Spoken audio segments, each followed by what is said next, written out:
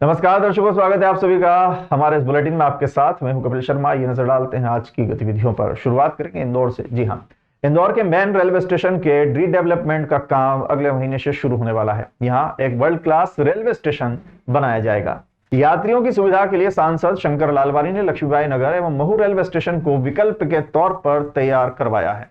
सांसद शंकर लालवानी लक्ष्मीबाई नगर railway station का दौरा कर रहे थे। यहां चल रहे कामों का जायजा लिया गया और अधिकारियों को काम में तेजी लाने के निर्देश दिए गए। पूर्व में भी लक्ष्मीबाई नगर रेलवे स्टेशन के कार्य को गति देने के लिए सांसद लालवानी ने अधिकारियों के साथ मिलकर दौरा किया था।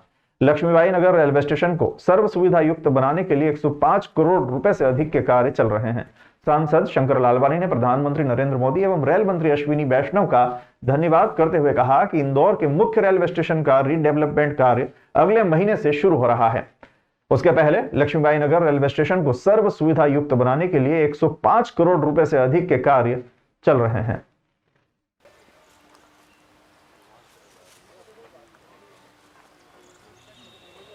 हमने टारगेट रखा था कि जल्दी जल्दी ये रेलवे स्टेशन बनना चाहिए और उसी को लेके जब पीछे भूमि पूजन होता है उसके बाद हम देख रहे हैं काम बहुत तेज़ी से हो रहा है।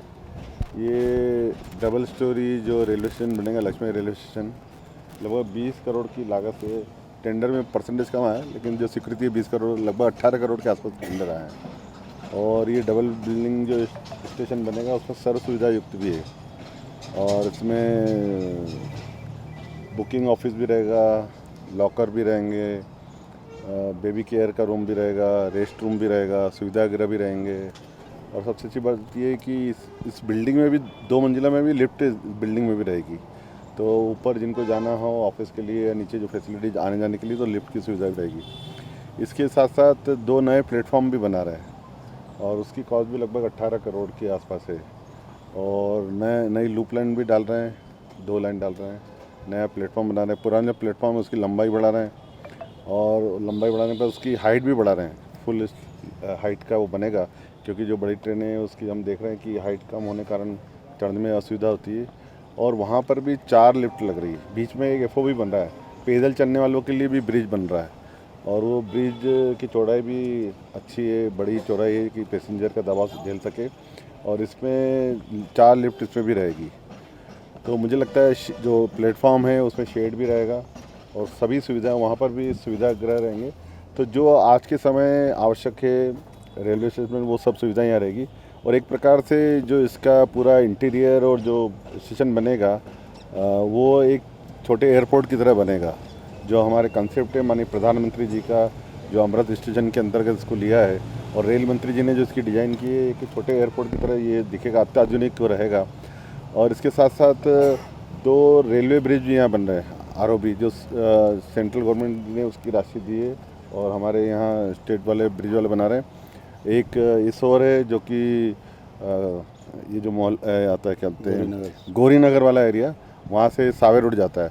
दूसरा जो लक्ष्मी नगर रेलवे स्टेशन के पहले जो है, जो कि पत्थर गोदाम कह सकते हैं या फिर मालती वनस्पति कह सकते हैं उसको, वहाँ पर भी ब्रिज बन रहा है। तो अगर 2 ब्रिज देखें, रेलवे की नई बिल्डिंग देखें, रेलवे प्लेटफॉर्म देखें, लूप लाइन देखें, ये सब की अगर मैं सब कॉस्ट जोड़ूं तो 105 करोड़ के काम रेलवे के यहाँ चल रहे हैं।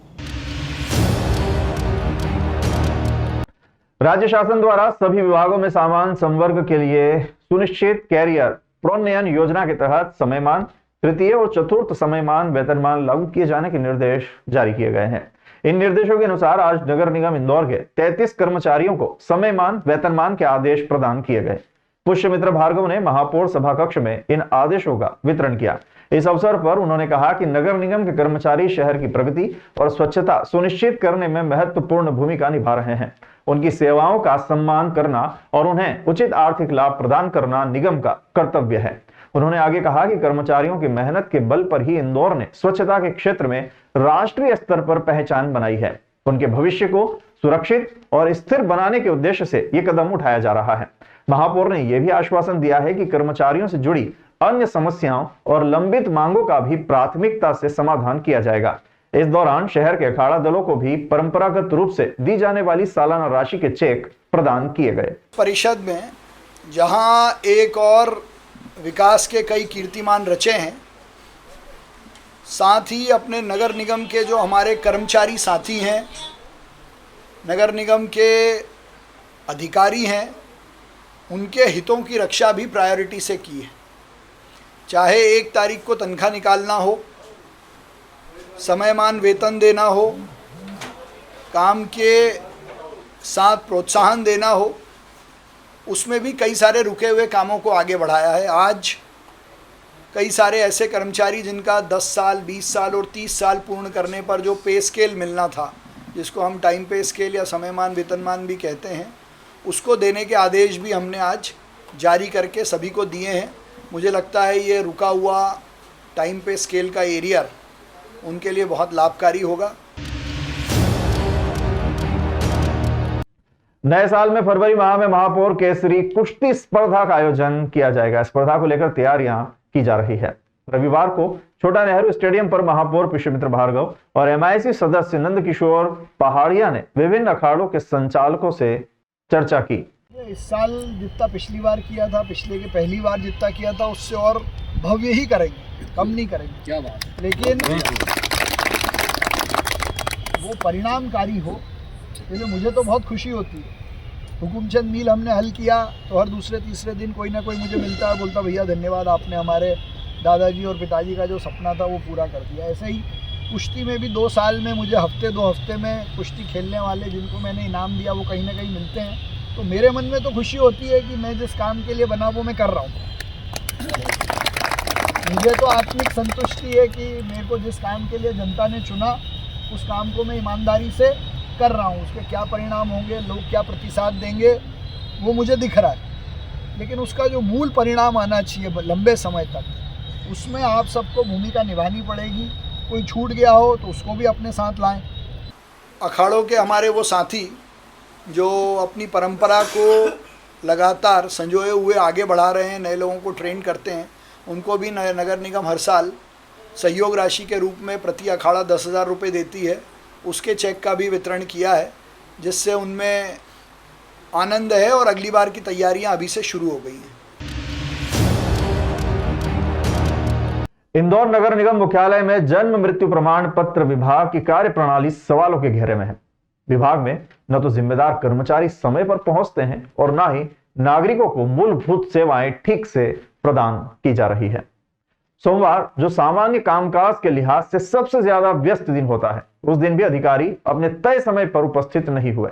नतीजतन सैकड़ों आवेदकों को लंबा इंतजार करना पड़ा और वे असुविधा का सामना करते नजर आए। शिकायत मिलने पर नगर निगम आयुक्त शिवम वर्मा ने तुरंत मामले को संज्ञान में लिया और स्थिति का जायजा लेने के लिए अपर आयुक्त को मौके पर भेजा। आयुक्त ने निर्देश दिया कि विभाग की लापरवाही को लेकर जांच की जाए और दोषी अधिकारियों पर सख्त कार्रवाई की जाए। इस रिपोर्ट को संज्ञान में लेते हुए महापौर पुष्यमित्र भार्गव ने त्वरित कार्रवाई की। उन्होंने समस्या का समाधान करने के लिए वैकल्पिक व्यवस्था की और अन्य विभागों से अधिकारियों की तैनाती इस शाखा में की। साथ ही भविष्य में ऐसी लापरवाही न हो, इसके लिए संबंधित विभागों को कड़े निर्देश भी जारी किए गए।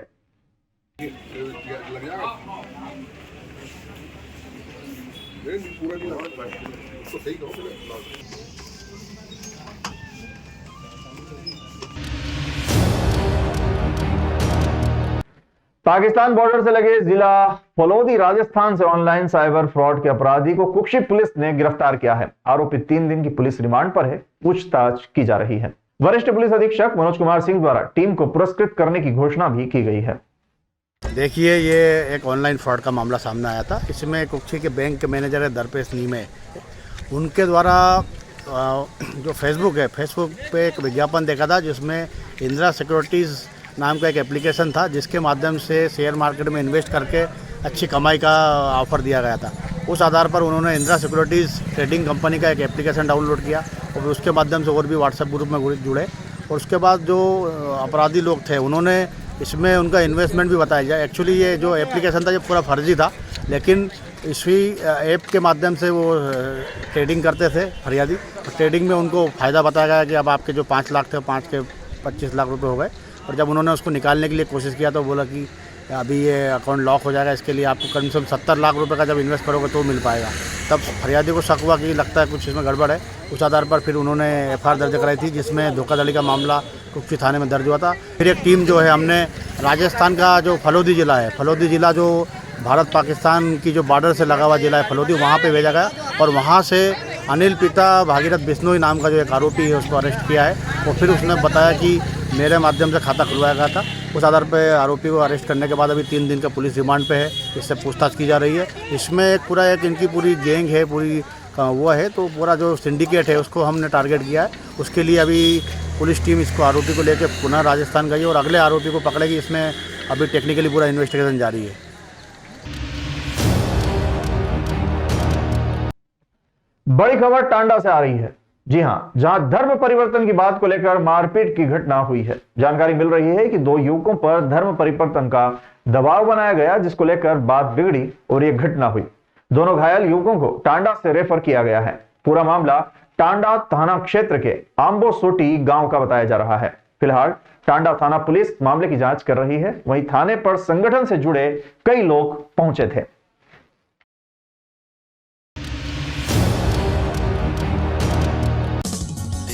देश गांव शहर सब पे नजर, सबकी खबर, नया रूप है नए है रंग, सबको समेटे अपने संग।